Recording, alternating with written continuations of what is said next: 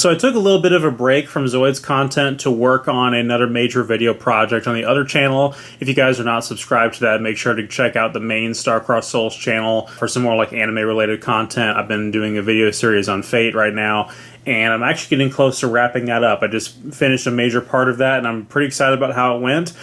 But I knew that the next Zoids video was going to be a big one, a very, very important one in terms of the history of the franchise. And so I've been anxiously awaiting, trying to prep and make sure that I get this right, because there's just so much to say about this Zoid that I want to make sure I get everything right. So this is probably going to be one of the biggest and longest lore deep dives out of all of them. So I may have to segment it and decide to do it in a different video or under a different context. So this is, of course, a Gojulas, but this is not just any Gojulas. This is a vintage OER Zoidzilla, which is what Gojulas was called in the original European release. But I did buy this off of a guy in the UK who actually had one of these as a kid.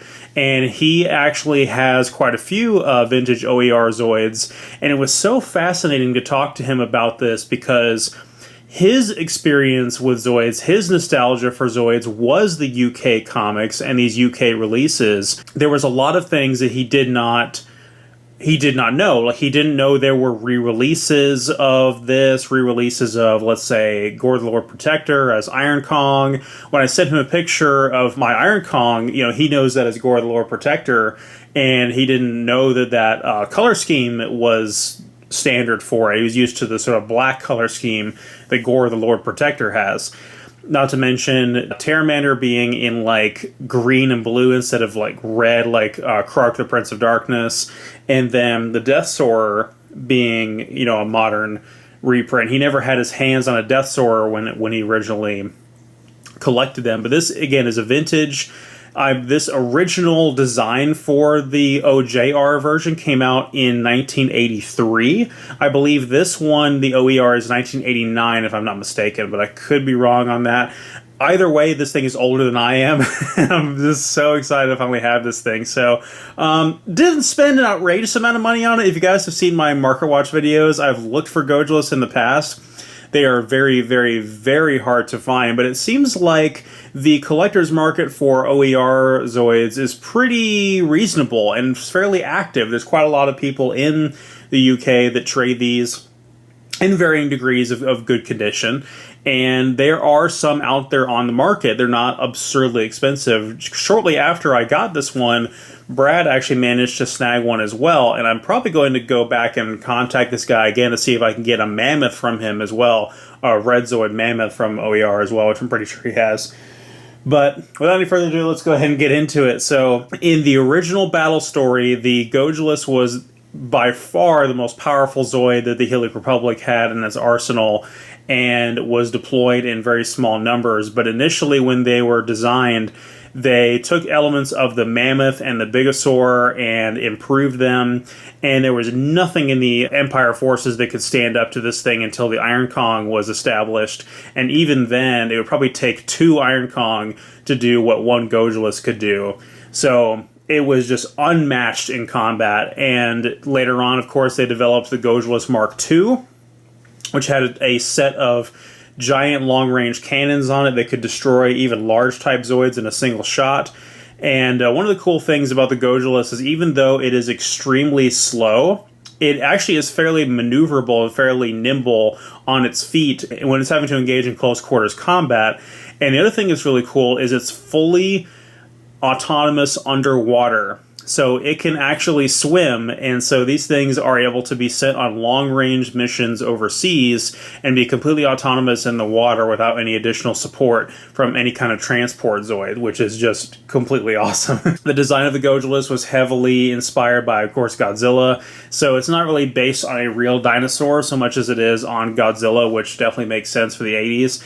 And so some of its movement and some of its fighting style is sort of based around that. But the Gojulas and the Gojulas Mark II did make up the backbone of the heaviest, most proud Super Zoid that the Republic had up until they had to go up against the Prozen Knights and their Iron Kongs, in which case they developed the Gojulas the Ogre by using the organoid system. So you guys should be all familiar with the Gojulas the Ogre. It's the sort of desert color one almost, complete with the Mark II cannons. And it was pretty much the only thing that could stand up to the Prozen Knights in their Iron Kong PKs. So on to the OER comics, the UK comics.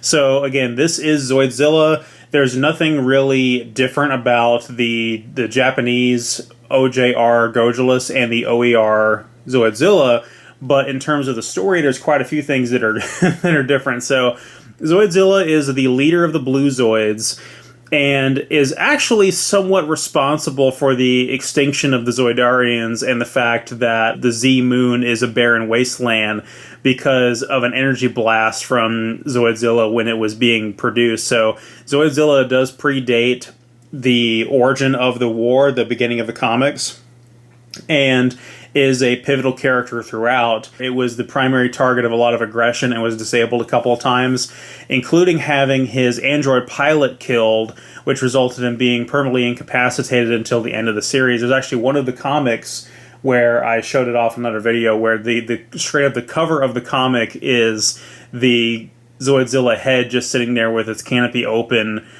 with no pilot inside. So we often speculate as to whether or not Zoidzilla technically survived the end of the comics, but allegedly he did. But there was a lot of conflict between him and Krark the Prince of Darkness again, where they wanted to be allies and temporarily did form an alliance to take on the Redhorn the Terrible. I do have all the UK comics now, as you guys have seen in another video, so I do plan to read all of those and do a more in-depth analysis of Zoidzilla's character, but for now I just wanted to do a brief overview, and I really should read those comics, but the fact that this is the only Gojulas review that I'm likely to do, since I don't have any plans on getting an HMM Gojulas, this is probably the best opportunity I have to talk about all of the lore, even though this video probably should be more dedicated to the OER Zoidzilla lore. But famously in the anime, we see the ruins of Gojulas in the same area where Van finds the Shield Liger and, of course, Zeke and Fiona. But we don't actually see one in combat until several episodes later down the road, where when Irvine is joining the Republic forces against an oncoming onslaught from the Empire, he meets up with Herman and gets to actually pilot a Gojulus at one point, but that love for the Gojulus was inspired in his mind by seeing it in combat in that moment. He's just in such shock and awe of the raw power of this thing. The Gojulus remained a pretty formidable threat throughout the rest of the Chaotic Century anime, although it admittedly had very little screen time. The only real mention of the Gojulus in New Century Zero is the fact that Harry has one in his garage of Zoids, although for some reason he never decides to deploy it, resorting to his Darkhorn, which is his favorite. But he allegedly did have a Gojulus. And then, of course, as we get into Zoids Fusers, we have Gojulus Giga, which I've talked about in another video because it is a much different design for a Zoid altogether. So in the video games, of course, in the Zoids Battle Legends games, the Zoids Versus Trilogy, I've talked about this guy quite a bit, and said that disappointingly the Gojulus is really bad in those games. It is not very mobile, it's very slow, it's very hard to aim because it has such a tall body, and it's so hard to line up shots against enemy Zoids to be able to do anything effective. Even the long-range Mark II cannons are not effective. The only Gojulus that's worth a darn in the Versus Trilogy is the Gojulus Giga, because the Buster Eagle cannons are just so powerful, and the Gojulus Giga has better mobility. But facing against the Gojulus in those games can be difficult. They do have a lot of health. They deal tons of damage with their melee attacks, and you're never quite safe from the tail swing of this thing. So it also has an adaptive camouflage unit, which means you cannot target it, which seems kind of silly to have adaptive camouflage on a Zoid this big, but it does sort of mean that it can sort of camouflage itself, get into position, and sort of disguise itself among the lineup of Zoids marching in a battalion. But let's go ahead and move on to the model kit itself. So this, again, is the original European version, but as I said before earlier in the video, there are literally no differences between this and the OJR version. They are the exact same color. One of the things that's very noteworthy about these older Zoids, especially the OER line, is that the pilots are actually this chrome color, which is really cool. I'm actually really glad that he still has his pilot. for that matter. So let's see if we can get that to come out, and I can't get it to come out, but you can see it up there. It's a chrome color.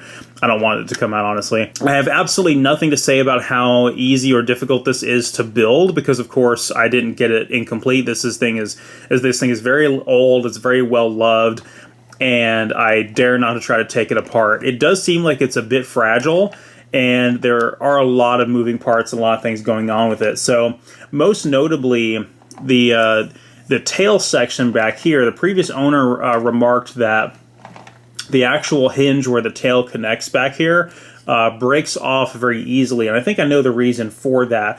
And it's because the tail is actually a counterweight on this thing to sort of keep it balanced. So because this thing is so tall and it has kind of small feet, it actually has two die-cast weights inside of it to keep it balanced. So one of them is in the tail, and the other one is actually here at the back of the head. I can actually take it out and show you guys.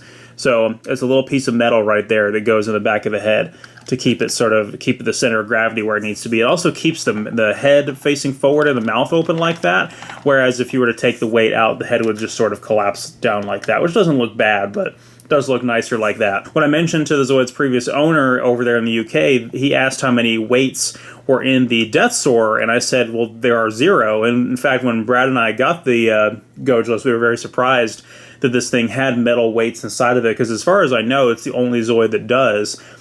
But the nice thing about the Death Soar that I've already shown off is that it has those big, fat, chunky thighs and just massive feet.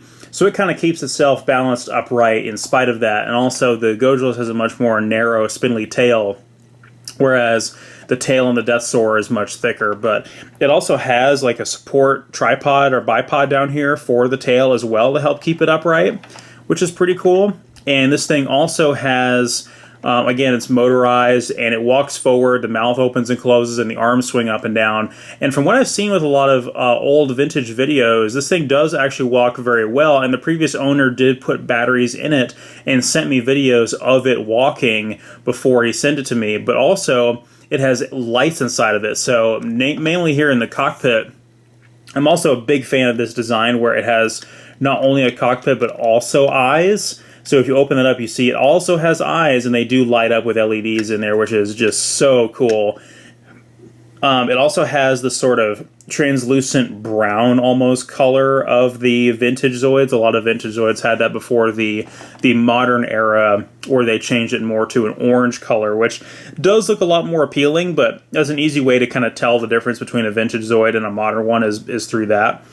The batteries also connect back here in these little compartments right here, and the battery, these pieces right here, these cylinders that make up the battery covers, pop off very easily. And there's also some cables that run from the motor back here into the head for the LEDs and the lights and everything. So again, there's a lot going on with this guy, and so I've been very delicate with it. I'm trying to just kind of leave it alone and leave it in one piece. So there's lots of variants to the Gojulas, including just the original OJR and OER version. Of course, there's Gojulas Mark II, which I talked about, which comes in white and has those cannons on it. Then there's Gojulus the Ogre, which is, of course, in the desert tan color with the cannons on it. The Zoids 2 Zoidzilla is colored in chrome, which looks totally badass. A lot of the Zoids 2 Zoids are chrome colored like that, namely the Shield Liger was gold chrome with green accents in the Zoids 2 line. The only United States release of this kit was the RoboStrux line, where it was called Terox. This was not localized in the Build, Customize, Mobilize line for the anime in 2002 under the Hasbro license. Hasbro never picked up the Gojulas for US release. The Gojulus was re-released, of course, in 1999 in Japan under the anime line, and that one was recolored to have the primary colors be silver and black, as opposed to this gray and blue like we have here with the vintage one. And that sort of became the standard color we see in a lot of the video games and anime, although this color scheme is also available to be playable in a lot of the video games. That version was also localized in the UK by Tomy for the anime line as well. So there is an English release of the Gojulas for the anime line in Europe, but not by Hasbro, so not in the US. It's interesting. Then there's also the Legend blocks version of the Gojulas, which is a different mold entirely. It's an articulated one, and there was also a Gojulus the Ogre and Gojulus Mariner version of that. And there was also the Evo Drive version, which were not model kits, but were sort of like motorized figures that had this special weird motor in them. I've never really seen an Evo Drive Zoid in person or hear anybody talk about them, but if I can ever find more information about them or get my hands on one, I'd definitely be curious to check it out, because we had Gojulus and Gojulus Mariner in that line as well. There was also a Forest Gojulus, which is a special limited edition, which of course is this motorized one, but in a forest green color. In 2006 in Japan, there was a Toys R Us exclusive Holotech Gojulus that's clear. I think Brad has that, if I'm not mistaken. If he does, we'll be doing a review of it eventually. And then we finally have the Gojulus HMM. So we have regular HMM Gojulus, which is just this Gojulus right here, but of course it is the anime colors. It's these more sort of silver and black than it is the gray and blue. And then they had Gojulus Gunner, which is that exact same kit, but with the added Mark II cannons, which also includes a 4-barrel cannon on the arm right here that it uses as sort of an arm blaster. And then finally we have HMM Gojulus the Ogre, which is also a complete kit. I remember seeing the HMM Gojulus the Ogre in a small shop in Little Tokyo in LA back for Anime Expo 2017 when I was out there, and they had it for over $500. And then I later saw it at the con for, I think, $380.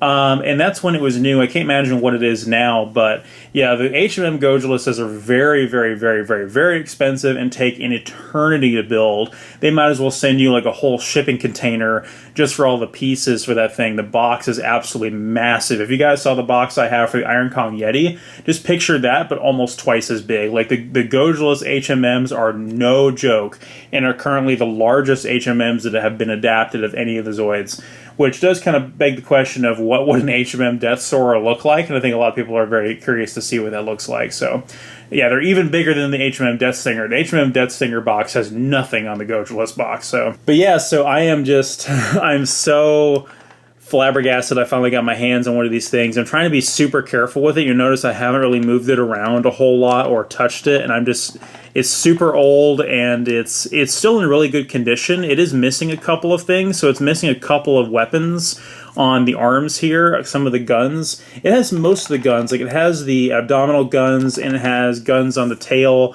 back here and at the end of the tail, but it has a couple more sets that it's missing, and most notably, it is missing a piece that pegs in up here that conceals the metal weight up in the back of his head. So there's sort of a cap piece that goes back there, which is missing from mine, but doesn't really detract from it too much. Brad's actually does have the cap up here, the one that he got, but his is missing a couple more of the guns. So again, I don't want to lose the battery pack covers because those have a tendency to fall off. But we are going to do a brief size comparison with the next review we're going to do, because I think this is pretty fitting. Oh man, he's heavy. It's a big boy. Let's compare it to another big boy. Some people will probably like, oh, you should do the Death Soarer size comparison, and I probably should, but here is the Omega Rex from Zoids Wild Zero. So as you can see, the Gojulus just absolutely towers over this thing, but the Omega Rex is really long. The Gojulus's tail is incredibly long too, which means the Gojulus may actually be longer than the Omega Rex as well, but it's very unassuming. You wouldn't think by looking at the Gojulus it would have such a long tail, but sure enough it does. So, alright, well, I'm going to go read up on the UK comics and probably have a follow-up video on this, and maybe if I have an opportunity to review some of Brad's Zoids when I talk about maybe the Holotech Gojulus, I'll talk more about the UK comic storyline and hopefully be able to fill in more of what happens there. So thank you guys so much for watching. I'll see you guys next time. Do you guys miss the gaming content I used to do on this channel? Did you guys know this is actually my second channel? My wife Michelle and I over on the primary Star-Crossed Souls channel do gaming content as well as content about conventions and cosplay and some of the niche fandoms we're into, such as Fire Emblem, Fate, and Yu-Gi-Oh! I'm also doing a retrospective series on the entire Type Moon series and all of the Fate works. It's a series I'm very proud of and has the highest amount of editing and production quality in anything I've ever done in my entire career of making videos. So if you guys are interested in checking that out, make sure to follow us on the main Star-Crossed Souls channel, and follow Michelle and I on Instagram for her art projects and my cosplay projects. I'll see you guys next time.